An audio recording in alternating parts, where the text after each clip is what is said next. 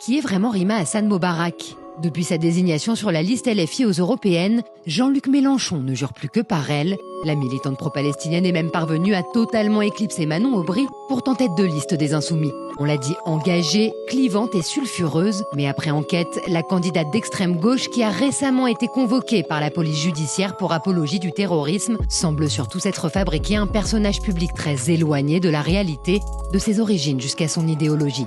D'abord, Rima Hassan, qui est née en Syrie, qui a grandi à Niort à partir de ses 10 ans et qui n'a jamais mis les pieds dans les territoires palestiniens, revendique la nationalité palestinienne et affirme descendre d'une famille de réfugiés ayant subi la Nakba en 1948, un premier mensonge car aucun d'entre eux n'a été expulsé. Côté paternel, les grands-parents de la militante viennent d'Acre et plus précisément du village d'Albirois, connu des historiens pour avoir été le théâtre d'attentats anti-britanniques et que les habitants ont quitté en 1948 à la demande de l'armée arabe de libération, l'ALA. Côté maternel, son grand-père, Jamil Mobarak, vient du village de Salfit près de Naplouse, qui est resté sous contrôle jordanien jusqu'en 1967 et dont l'histoire n'a strictement rien à voir avec la guerre de 1948. Quant à sa grand-mère, elle descend d'une riche famille kurde. Une généalogie très éloignée donc de la fable que Rima Hassan sert à tous les médias et qui rend assez incompréhensible sa revendication d'un supposé droit au retour. Deuxième point sur lequel elle semble manipuler la vérité au profit de son image, son parcours et son engagement sur la question des camps de réfugiés.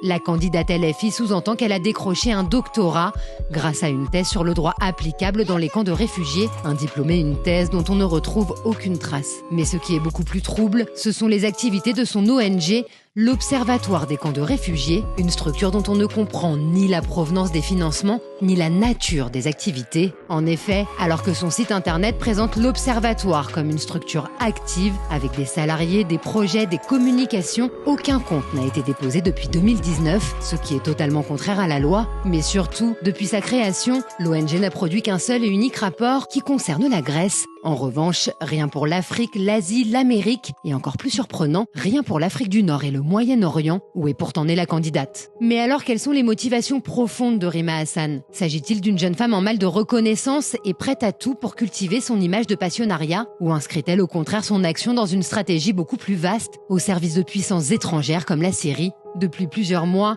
les soupçons se font de plus en plus présents sur des liens directs que Rima Hassan entretiendrait avec la famille Assad. Et effectivement, la candidate LFI multiplie les allers-retours en Syrie, défile dans des médias pro-syriens, reposte des contenus du Hezbollah. Elle fait également allusion à de l'argent dont elle disposerait à profusion et dont elle ne précise pas la provenance. Rima Hassan appelle désormais les étudiants de toutes les universités françaises à l'insurrection, une arme idéale pour déstabiliser la société. Mythomane opportuniste ou agent de l'étranger, de plus en plus de voix s'élèvent aujourd'hui pour réclamer une enquête sur cette mystérieuse candidate sortie de nulle part et qui semble vouloir mettre le pays à feu et à sang.